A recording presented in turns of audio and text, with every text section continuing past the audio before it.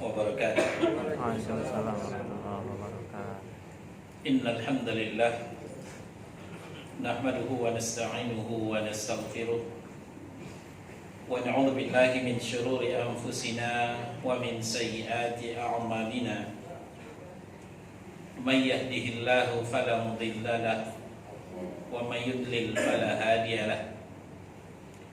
Wa asyhadu an la ilaha illallah wahdahu la syarika lahu wa asyhadu anna Muhammadan 'abduhu wa rasuluh. Ya ayyuhalladzina amanu taqullaha haqqa tuqatih wa la tamutunna illa wa antum muslimun.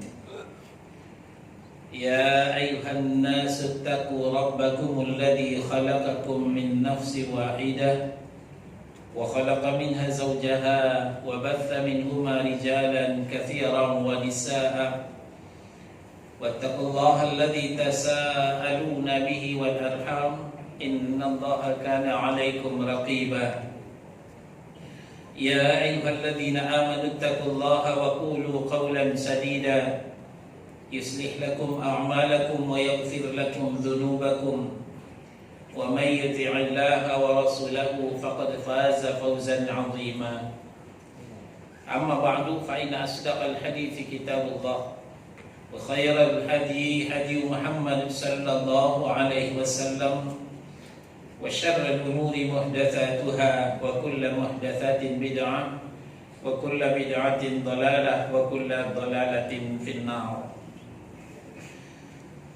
Ikhwan fiddin, azakumullah, saudara-saudara jemaah zuhur Masjid Al-Amin yang dimuliakan Allah. Pembahasan kita masih di Al-Kabair yang ketujuh, dosa-dosa besar yang ketujuh, yaitu memakan riba.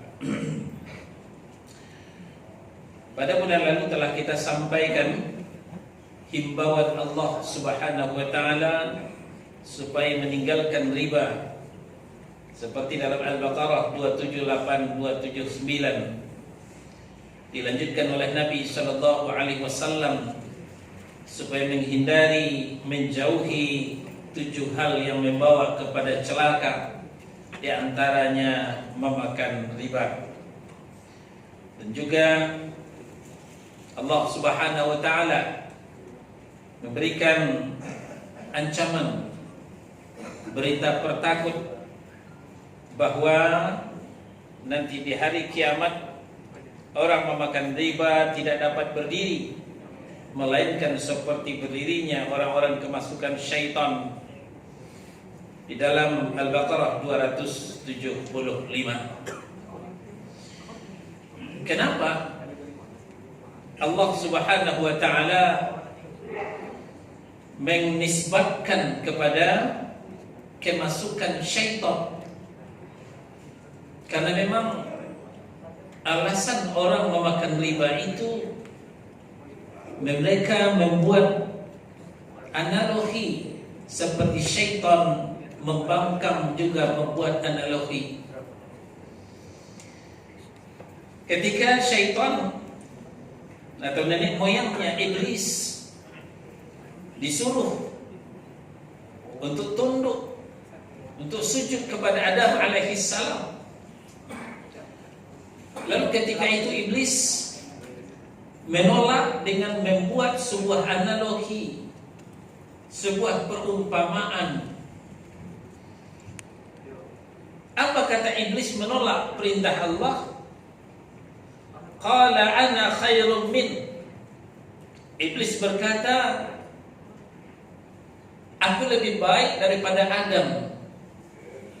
Betapa tidak, khalaqtani min nar wa khalaqtahu min tin. Engkau telah ciptakan aku dari api dan engkau ciptakan Adam dari tanah. Api lebih mulia daripada tanah. Mana mungkin api tunduk kepada tanah? Nah, ini permisalan analogi yang diketengahkan oleh iblis untuk menolak perintah Allah Subhanahu wa taala. Nah, demikian pula orang-orang yang tidak bisa berdiri nanti di hari kiamat karena kerasukan syaitan itu, karena mereka juga membawakan analogi. Apa kata mereka? Qalu innamal bai'u mithlur riba. Mereka mengatakan jual beli itu sama dengan riba. Maka kalau jual beli tidak apa-apa, riba juga tidak mengapa. Maka mereka belum bisa meninggalkan riba karena dianggap riba itu sama dengan jual beli. Ini perumpamaan yang dijadikan alasan untuk menolak ajakan Allah Subhanahu wa ta'ala. Ya wajarlah nanti di hari kiamat mereka tidak bisa berdiri seperti orang kerasukan syaitan, kata Allah Subhanahu wa ta'ala.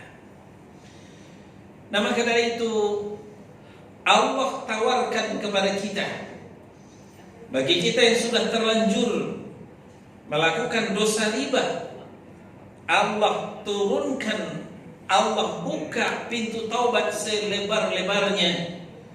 Allah mengundang kita untuk mendapatkan ampunannya. Allah Subhanahu wa ta'ala sangat senang kepada kita kalau kita mau kembali daripada kekeliruan kita, mau kembali bertaubat, mohon ampun kepada Allah Subhanahu wa ta'ala.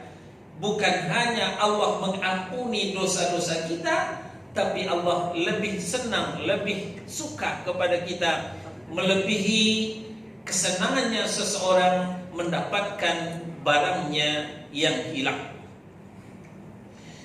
Ini dikatakan oleh Nabi sallallahu alaihi wasallam melalui hadis yang sanadnya dari Anas bin Malik radhiyallahu anhu. Berkata Nabi sallallahu alaihi wasallam, Allahu asyaddu farahan bi taubatin 'abdihi min ahadikum bi rahilatihi. Sahih, dikeluarkan oleh Imam Al-Bukhari dengan redaksi yang berbeda dan juga oleh Imam Muslim.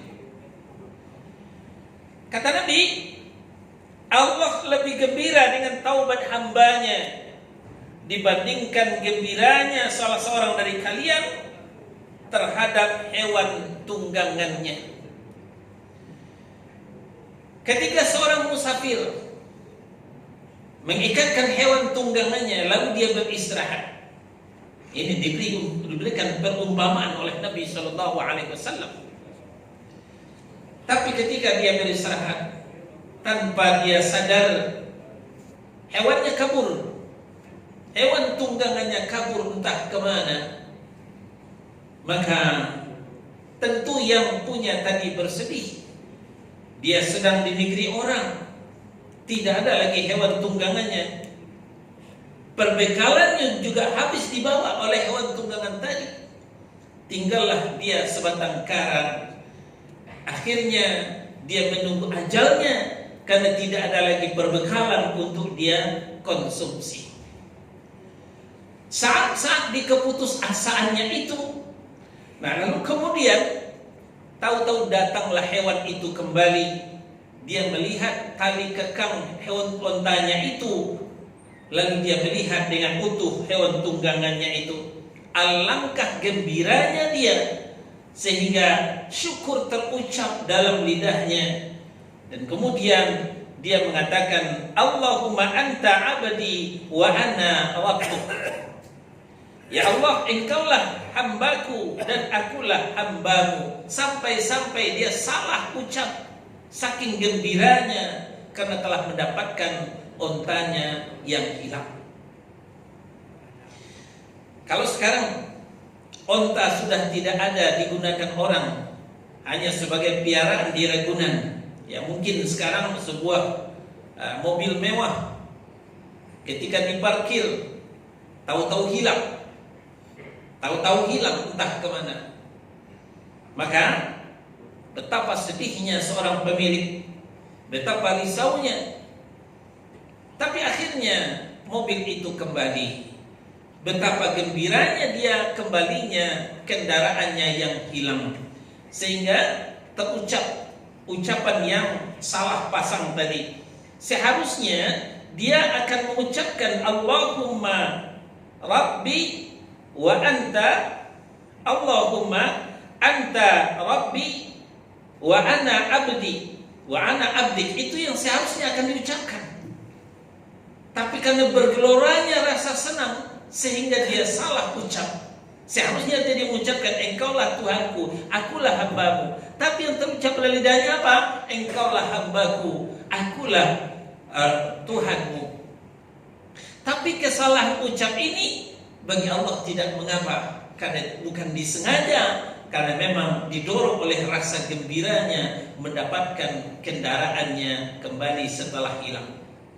Nah, digambarkan oleh Nabi SAW ketika hambanya bertaubat kepadanya, Allah sangat senang, melebihi senangnya seseorang ketika mendapatkan kembali untanya, tunggangannya yang telah menghilang dan kembali lagi. Demikian digambarkan oleh Nabi sallallahu alaihi wasallam.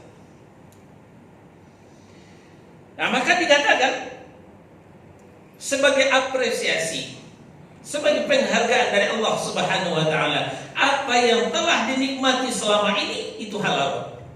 Itu tidak mengapa, tidak usah dikeluarkan.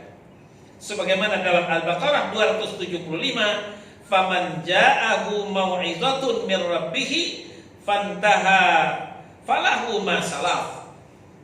Barang siapa yang sudah mendapatkan peringatan, yang sudah mendapatkan petunjuk, sudah ditegakkan hujah, sudah sampai dakwah kepadanya, lalu dia menghentikan praktek riba itu, maka apa yang telah diperolehnya dahulu itu menjadi miliknya. Tidak usah itu dikeluarkan, tidak usah itu dikembalikan, silakan dinikmati. Tapi yang ke depan praktek riba itu jangan diulangi lagi. Itu yang diminta oleh Allah Tabaraka wa Ta'ala.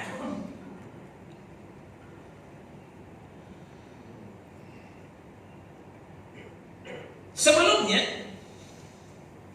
Rasulullah Sallallahu Alaihi Wasallam sebelum mengeluarkan haramnya riba ini, terlebih dahulu beliau mensosialisasikan kepada keluarganya. Beliau menyampaikan kepada keluarganya. Beliau mengatakan, aku akan melarang orang lain dari perbuatan seperti ini dan seperti itu. Semua orang akan memperhatikan kalian sebagaimana seekor burung pemangsa daging memperhatikan daging santapannya. Demi Allah, jika aku mendengar bahwa ada salah seorang dari kalian kerabat, maksudnya kerabat beliau, yang justru melakukannya, maka aku akan menghukumnya 2 kali lipat, kata Nabi SAW. Jadi ketegasan melarang praktek riba ini bukannya disampaikan kepada kita, tapi terlebih dahulu sudah disampaikan kepada keluarganya. Malah hukuman terhadap keluarganya kalau melakukan praktek riba ini akan dikenakan sanksi 2 kali lipat. Itulah keadilan seorang pemimpin yang perlu kita ikuti. Bukan hanya hukum itu diberlakukan kepada orang lain, tapi untuk dirinya, untuk kerabatnya, hukum tumpul tidak berlaku, bukan demikian. Tapi hukum itu berlaku untuk orang lain dan lebih berlaku 2 kali lipat untuk keluarganya. Nah, demikian Nabi menerapkan syariat yang mulia ini. Walhasil bahwa Allah Subhanahu wa Ta'ala dengan kurnianya, dengan kemurahan dan rahmatnya, selalu menawarkan taubat kepada orang-orang yang berdoa.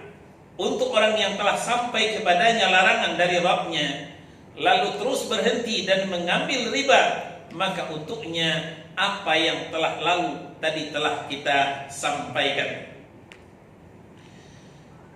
Lalu orang yang mendatangkan cobaan, bencana, membunuh, menyiksa kepada orang mukmin, laki dan perempuan, ya, itu lanjutan daripada di dalam Al-Bur ayat 10, diakibatkan daripada orang yang memakan riba. Nah, hukuman seperti ini belum bisa diterapkan kalau belum ditegakkan hujah, kalau belum disampaikan dakwah kepada mereka. Jadi dakwah disampaikan terlebih dahulu, diberikan peringatan, baru ditegakkan hukum. Bapak dan Ibu yang dimuliakan Allah, ternyata ada yang perlu kita lakukan dalam rangka mengambil keuntungan yang berlipat dibanding daripada menikmati riba. Biasanya riba ini akan terlaksana ketika mengharapkan keuntungan. Misalnya pinjam meminjam, ya, ketika seseorang meminjamkan saudaranya, mungkin kalau 1 juta 2 juta tidak masalah, tapi kalau sudah 10 juta, kalau sudah 100 juta, tentu terbayang keuntungan di balik itu. Sayang-sayang uang kita mengendap 100 juta, maka diharapkanlah untuk keuntungan, ya, supaya kembali lebih daripada 100 juta. Itulah yang riba. Sebenarnya saudara-saudara, di balik pinjaman itu, ya, kita meminjamkan kepada orang, kita tidak mengharapkan balasan, ya, berupa potongan riba. Ternyata Allah sudah sediakan keuntungan yang berlipat di balik daripada peminjaman tersebut. Bahwa orang yang meminjamkan itu, sebelum dia mendapatkan pengembaliannya, maka dia dihitung, dia bersedekah setiap hari sebanyak uang yang dipinjamkannya itu. Ini yang tidak disadari oleh orang yang meminjamkan. Maka dari itu, hendaklah orang yang meminjamkan itu meniatkan sedekah, ya, ketika orang yang meminjam itu belum bisa mengembalikan, maka itu tidak akan mengurangi hartanya. Dalam sebuah hadis, Nabi SAW menjelaskan, "Ma naqasa malun min sadaqah." Harta benda tidak akan berkurang karena sedekah.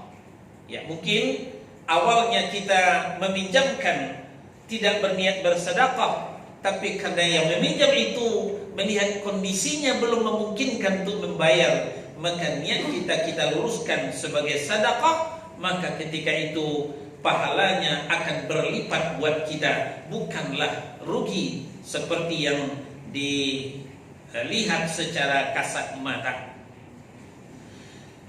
Di Al-Baqarah 261, Allah juga gambarkan kepada kita betapa untungnya orang yang bersedekah itu. Mathalul ladzina yunfiquna amwalahum fi sabilillah. Perumpamaan orang yang menginfakkan hartanya pada jalan Allah, seperti membantu fakir miskin, menyantuni anak yatim. Apalagi sekarang kembali Jakarta diterjang bencana banjir. Tentu banyak saudara-saudara kita yang membutuhkan uluran tangan kita, membutuhkan bantuan kita, lalu kita sisihkan harta kita kepada mereka.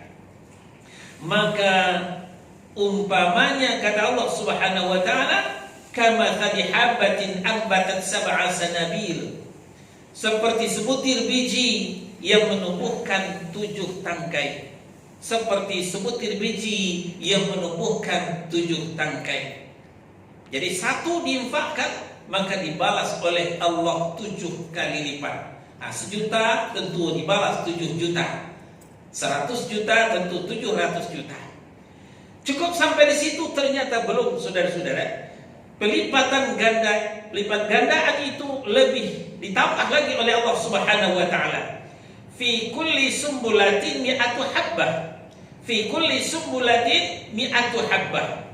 Dan setiap tangkai itu kemudian membuahkan 100 biji. Nah, setiap tangkai akan membuahkan 100 biji. Kalau demikian, 1 kali 7 kali 100, artinya 1 dibalas 700 oleh Allah Subhanahu wa ta'ala. Ini yang dikatakan oleh seorang hukama.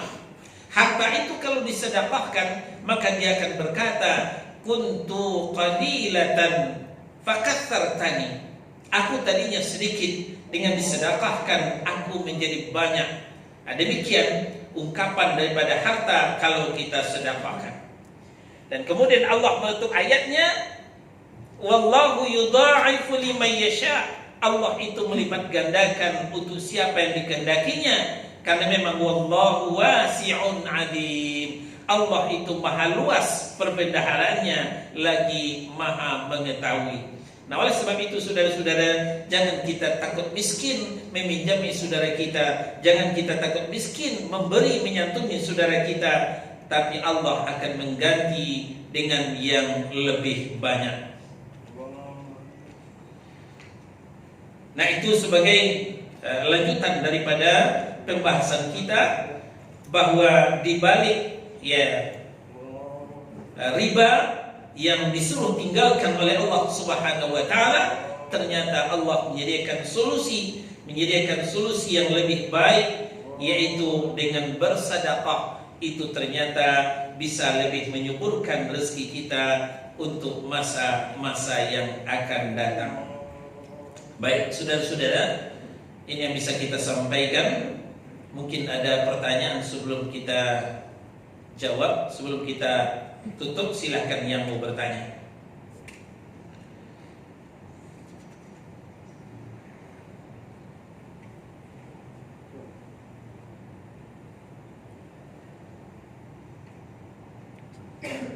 Ya, kalau tidak ada, kita tutup sampai di sini.